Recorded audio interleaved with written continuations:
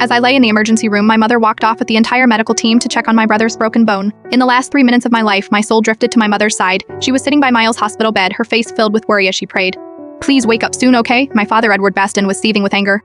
If that animal Colin had done his job and protected him, Miles wouldn't be like this. Just wait. I'll kill him when I see him. I stood beside them watching, a bitter ache rising in my chest. "Dad, you don't need to lift a finger," I whispered silently. "I am already dead." I died because of their cold indifference. Meanwhile, the doctors formed a circle around Miles' bed. After confirming that his injuries were only minor fractures, one of the older doctors finally dared to bring me up. He asked cautiously, "Director, shouldn't we also check on Colin? His injuries from the car accident seem very severe." The tenderness on my mother's face twisted into disgust. She barked, "What kind of show is he putting on now? Is he pretending to be dead? Does he even realize what he's done to Miles?" I stared at her stunned. My dead heart throbbed painfully. I was her son too. Did I really mean that little to her? Suddenly, she picked up her phone and dialed my number. When the nurse brought the phone to my ear, I heard not concern as I foolishly hoped, but the same venom as always. "Colin, when are you going to drag yourself here and apologize to your brother?"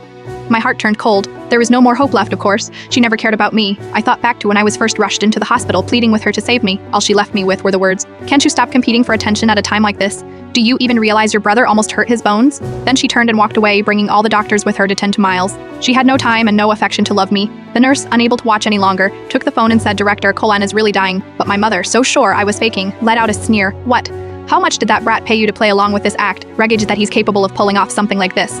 Before her words had even fully landed, Miles, who had been pretending to be unconscious, finally opened his eyes. In a weak, pitiful voice, he murmured, "Mom, Dad, how's Colin?" Looking at the obedient, considerate Miles lying in the hospital bed.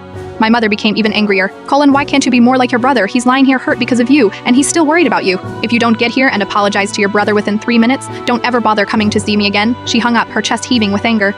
My father stood beside her, his face twisted with displeasure. Why even bother calling him? Miles isn't bad enough that he's already hurt Miles. Miles, unable to hide the triumph in his eyes, lowered his head in feigned guilt.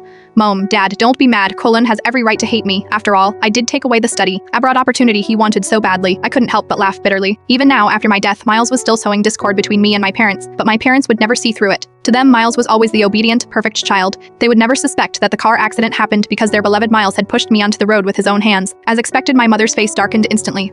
What's the point of sending someone as selfish and ungrateful as him to study abroad? He'd probably come back even more rotten than before. Miles spoke up gently. "Mom, don't be angry. Colin must have his reasons." Her expression softened immediately. "Miles, you are just too kind for your own good. That's why your brother keeps taking advantage of you." Miles had always been like that. He knew exactly what to say to win their hearts. I knew that even if I stood there and laid out every cruel, manipulative thing Miles had done since we were kids, they'd only slap me and call me a liar.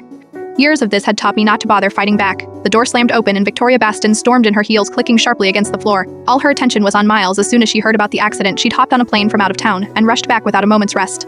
Like my parents, her world revolved entirely around Miles.